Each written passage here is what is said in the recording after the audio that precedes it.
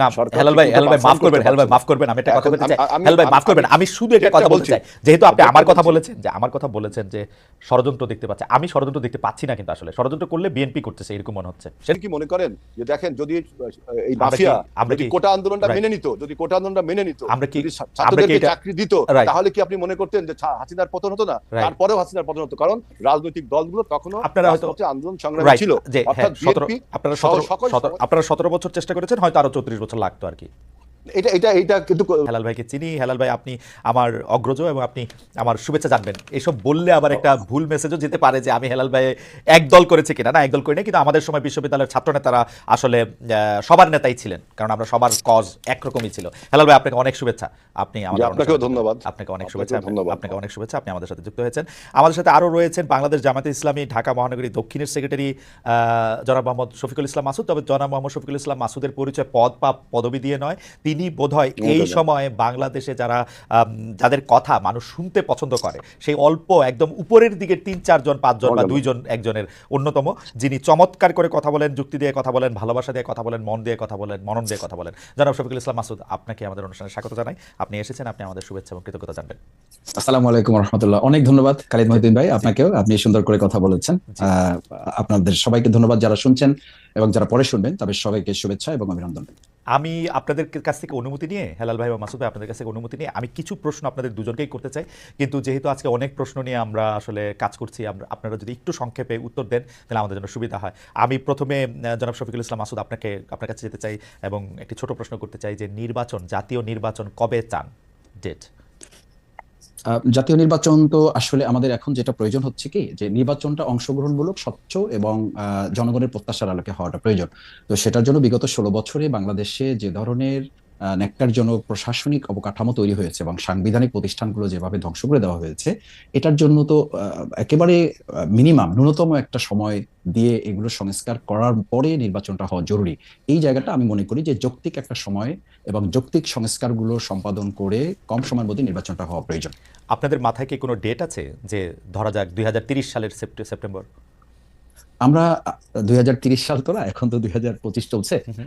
আমরা মনে করি যে 2025 সাল বা 26 সাল, এই তারিখটা যত না গুরুত্বপূর্ণ, তার চেয়ে গুরুত্বপূর্ণ হচ্ছে নির্বাচনটাকে সুষ্ঠু, অংশগ্রহণমূলক এবং জনগণের প্রত্যাশার আলোকে করার জন্য যতটুকু করা প্রয়োজন, সেটার জন্য 2 মাস, 5 মাস, 6 মাস, আমার মনে হয় তো আমরা 16 বছর তো নির্বাচন ছাড়া থাকলাম।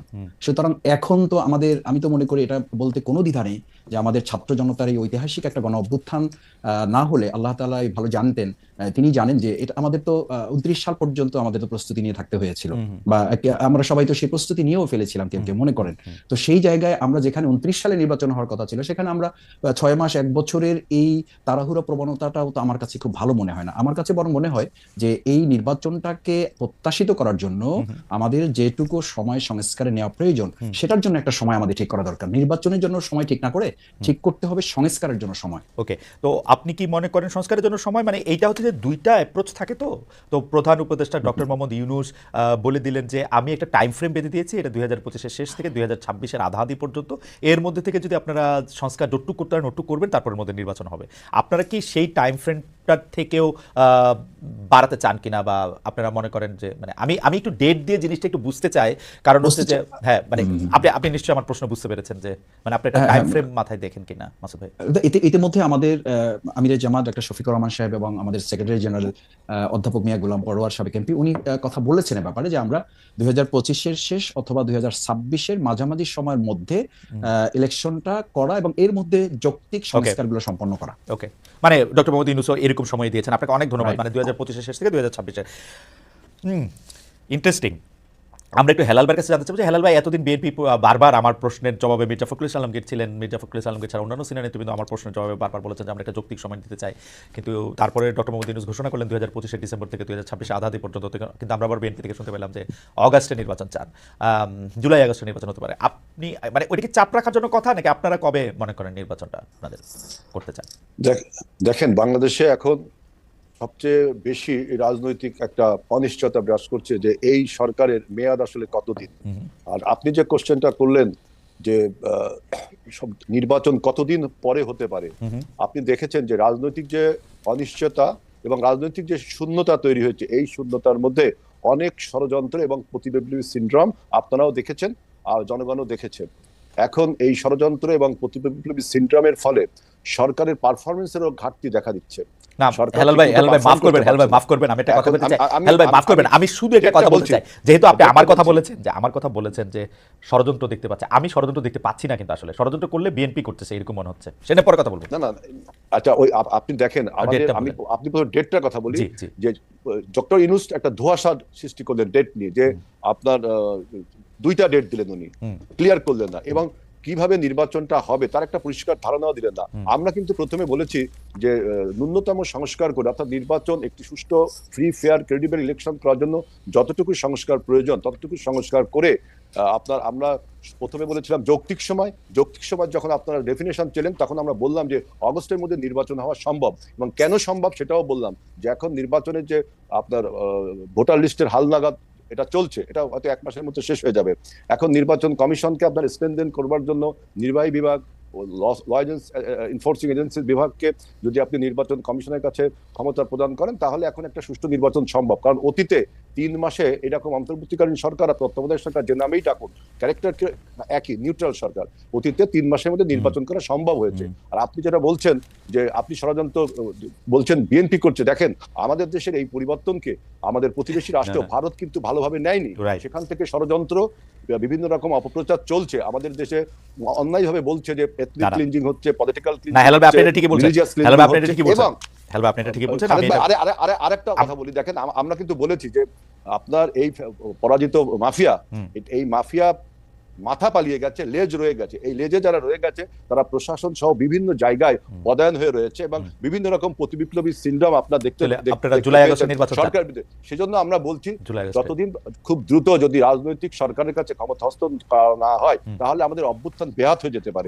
আমাদের এই অভ্যুত্থান আমাদের অভ্যুত্থানের চেতনা ছিল কি, একটি রাইট টু ভোট। আমরা এই কথায় আসবো হেলাল ভাই, আপনি জুলাই আগস্টে নির্বাচন চান মানে আপনারা? আমরা প্রথমে যৌক্তিক সময় বলেছিলাম, এখন বলছি জুলাই আগস্টের মধ্যে করতে হবে। এবং ডক্টর ইউনূস সরকারকে বলেছি, আপনি যে 2টা ডেট দিলেন, এই 2টা ডেটে আপনি কিভাবে নির্বাচন করবেন, কি সংস্কার করবেন, ডক্টর ইউনূসের দায়িত্ব না, ডক্টর ইউনূসের দায়িত্ব না, নির্বাচন কমিশন বলবে।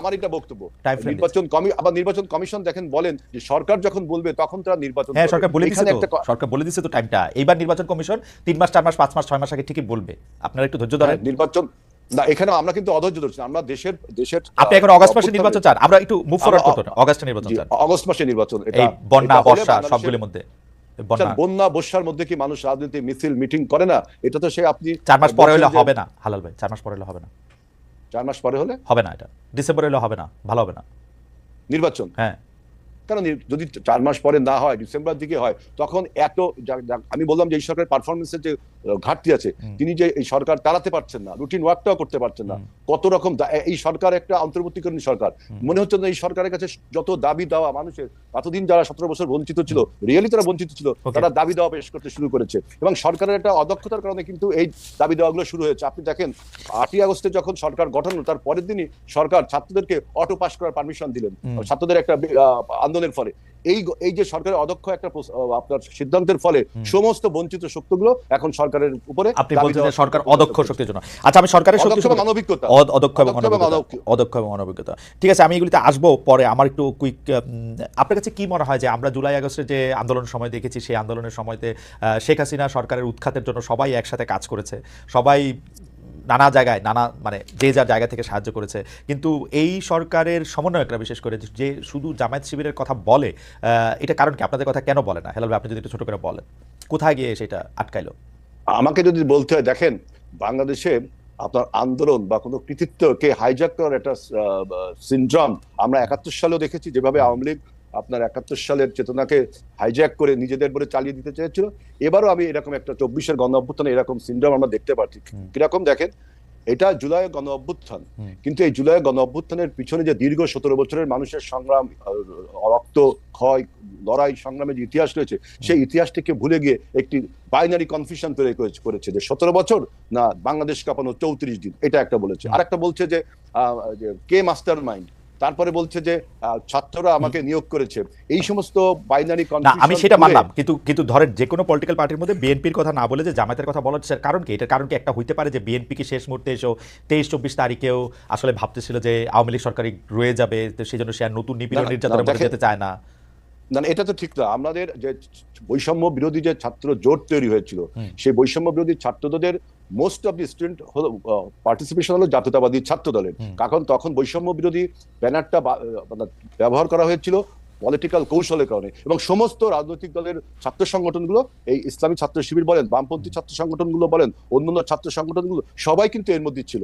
কিন্তু যখন অভ্যুত্থানটা হয়ে গেল, তারপরে যখন ক্রেডিট ক্লেমের সিনড্রোম তৈরি হলো, তখন কিন্তু আমাদের বিভক্তিটা তৈরি হলো। এবং আরেকটি দেখেন, আরেকটি কথা না বলে পারছি না, কেন আপনারা তো তাদের সাহায্যই করলেন, এটা তৈরি হলো আমরা তো আমরা ক্ষেত্র তৈরি করলাম, জমিন তৈরি করলাম।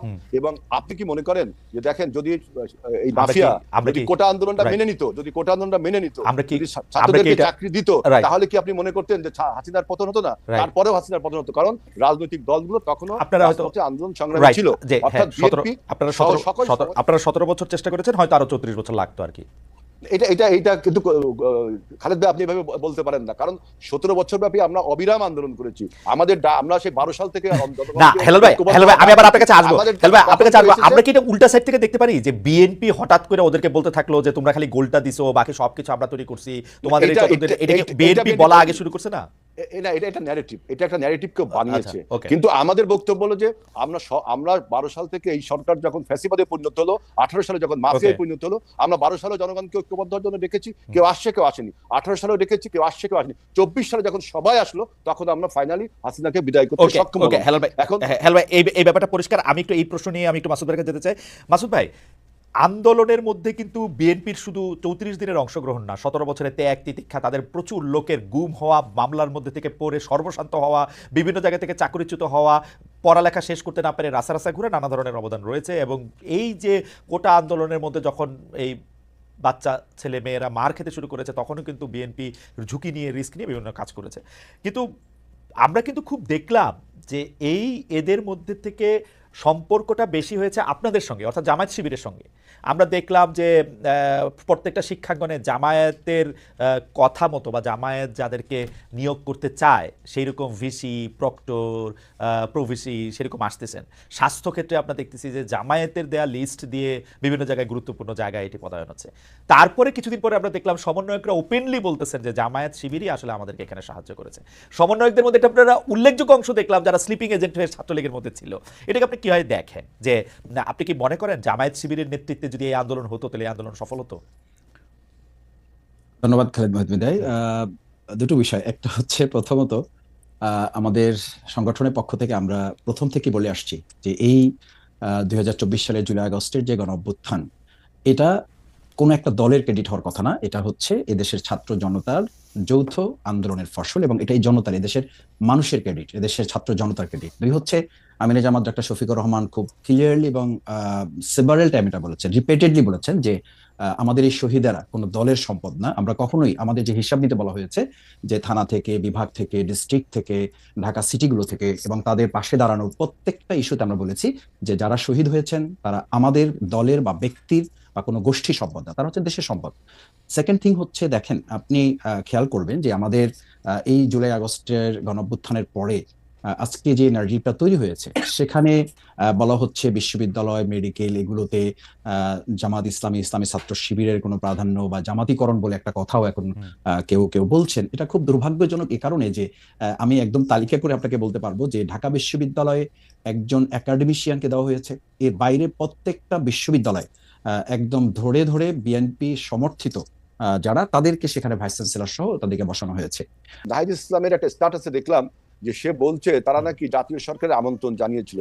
আমার প্রথম বক্তব্য হলো বিএনপি 2022 সালে যখন 31 দফা সংস্কার প্রস্তাব দেয়, তখন তারা আমরা বলেছিলাম যে after the election we will make a national government. সুতরাং আপনি যদি প্রস্তাব দিয়েও থাকেন তাহলে আমাদের কমিটমেন্ট বা আমাদের রাজনৈতিক কর্মসূচির সাথে মিলছে না। আরেকটা কথা, নাহিদ ইসলাম বলছে যে সে তখন গণভবনে ছিল, আর আপনার মিটিং হয়েছে আপনার ক্যান্টনমেন্টে, তাহলে তিনি এই কথা জানেন কিভাবে? আমরা তো এই কথা শুনিনি কখন যে 5ই আগস্টে যে হেলাল ভাই, মানুষের জানার নানা রকম সোর্স থাকতে পারে। আপনি আমাকে সোজা কথা বলেন, আপনারা যদি ইলেকশনের পরে জাতীয় সরকার করেন, ইলেকশনের আগে জাতীয় সরকার হইতে আপনাদের অসুবিধা কি?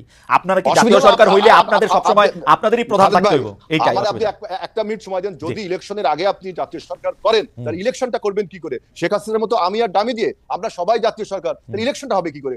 সবাই মিলেই করবে। কিভাবে ইলেকশন? সবাই মিলেই করবে। শেখ হাসিনা 24 সালের আমি আর ডামির ওইরকম কেন হবে? মানে দলে থাকলেই তো আর দলে প্রভাব আপনি বিস্তার করতে পারবেন না। ডক্টর ইউনূস থাকলো প্রধান, আপনি ইলেকশন করলেন।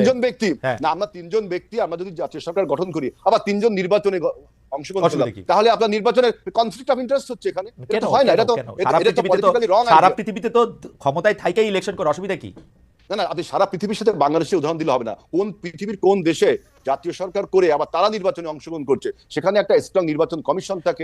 ভারতে তাহলে আপনারা যেহেতু, আচ্ছা বুঝতে পারছি, তাহলে আমার ভুল, আপনারা যেহেতু ইলেকশনে অংশ নেবেন সেই জন্য আপনারা জাতীয় সরকার করলেন না, তাই কি?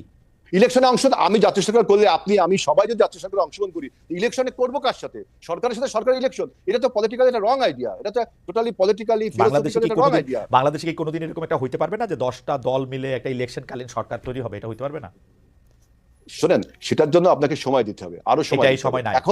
এখন যে ট্রানজিশনাল পিরিয়ডে আমরা রয়েছি, একটা মানে যুগ সন্ধিক্ষণে আমরা রয়েছি, এখন আমাদের এই বিপ্লবকে, আমাদের আন্দোলনকে, আমাদের অভ্যুত্থানকে যদি সুসংহত করতে হয়, তাহলে অবশ্যই যে রাজনৈতিক শূন্যতা তৈরি হয়েছে, সেখানে একটি রাজনৈতিক সরকারের প্রয়োজন। এখন আপনি যদি জাতীয় সরকার গঠন করেন আগে, তাহলে হাসিনার সাথে আপনার পার্থক্য থাকলো কি? আর আমরা যেটা নির্বাচনে কমিটমেন্ট করেছি আন্দোলনের সময়, আমাদের সাথে যারা যুগপৎ আন্দোলন করে তাদের সবার সাথে আমাদের কমিটমেন্ট হচ্ছে, তারাও আমাদের সাথে কমিটমেন্ট করেছে যে after the election we will make a national government. আপনি এখন এই কথা বললে তো হবে না। হেলাল ভাই, এই জামায়াতের সাথে, মানে আপনারা সবসময় জামায়াতকে ব্যবহার করেছেন, জামায়াতের শক্তিটাকে নিজেদের মধ্যে আপত্ত করেছেন, রাজপথে আপনারা থাকতে চান নাই, আপনারা বসে বসে চা খেয়েছেন, এয়ার কন্ডিশন রুমে সুন্দর কাপড় চোপড় পরে থেকেছেন।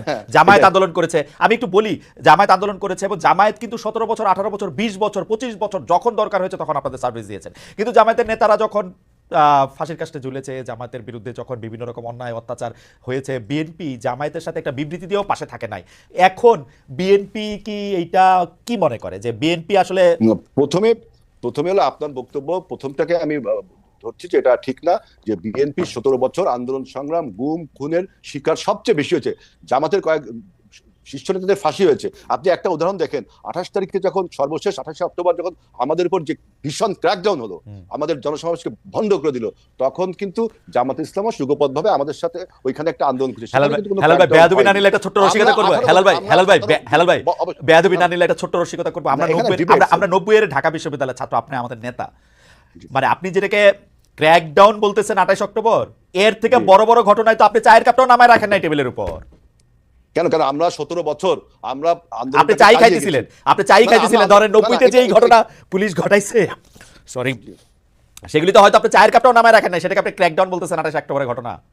না, 28 অক্টোবরে আমি বলছি যে আমাদের উপরে যে পরিমাণ ক্র্যাকডাউনটা হলো এবং তার আগেও আপনারা 17 বছর ব্যাপী এই সরকারের বিরুদ্ধে কখনো আমরা থেমে থাকিনি, অবিরাম ভাবে আমরা আন্দোলন সংগ্রাম চালিয়ে গেছি। আমাদের গুম খুন কত হয়েছে দেখেন। এই আপনার লাস্টে যে 34 জনের যে আন্দোলন, এই সরকারের পতন হলো, সেখানেও আমাদের প্রায় 150 নেতাকর্মীকে হত্যা করা হয়েছে এবং এ পর্যন্ত আমাদের বিএনপির 29 লাখ নেতাকর্মীর নামে আপনার মিথ্যা মামলা দেওয়া হয়েছে। কত ইলিয়াস আলীর মতো একজন ছাত্র নেতাকে গুম করেছে, চৌধুরী আলমকে গুম করেছে, কত লোককে গুম করেছে, খুন করেছে। এগুলি তো বহুবার বলা হয়েছে, কিন্তু হেলাল ভাই আমি আপনার কনসেন্সাসের কাছে এটা প্রশ্ন করতে চাই। আমি আপনার কনসেন্সাসের কাছে প্রশ্ন করতে চাই। চায়ের কাপ আমরা যখন আমরা এসি রুমে ছিলাম তখন প্রতিবাদটা করি যে আমরা 17 বছর আন্দোলন সংগ্রাম করলাম, ঘর ছাড়া বাড়ি ছাড়া হলাম। আপনি যদি এখন এটা বলেন, আর আমাদের অন্যান্য রাজনৈতিক দল তারাও আমাদের সাথে যুগপৎ আন্দোলন করেছে, আমি কাউকে খাটো করে বলছি না, আমি কাউকে খাটো করছি না, কিন্তু 17 বছরে আমাদের এই আত্মত্যাগকে, আমাদের দলের উপর যে পরিমাণ অত্যাচার করা হয়েছে, আমাদের দলকে ধ্বংস করবে আমাদের নেতা, আমাদের নেত্রী এবং খালেদা জিয়া, যিনি আপনার আজকে বাংলাদেশের ইউনিটির প্রতীক, তার বিরুদ্ধে 33টা মামলা দেওয়া হয়েছে আমাদের, এবং তাকে 7 বছর জেলে রাখা হয়েছে।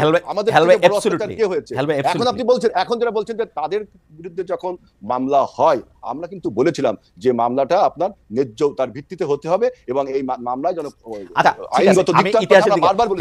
অথচ দেখেন 111 যখন আমাদের নেতাদেরকে গ্রেফতার করা হলো, তখন কিন্তু আমরা আমাদের সহযোগী, আমাদের জোট সঙ্গীত থেকে আমরা কোনো বিবৃতি পাইনি। এটা আমি বলতে চাচ্ছি না, আপনি বলছেন তাই। আচ্ছা হেলাল ভাই, আমি ইতিহাসের দিকে না যাই। হেলাল ভাই, আমার গলা ব্যথা, একটু এর জন্য আস্তে কথা কইতে হইতেছে।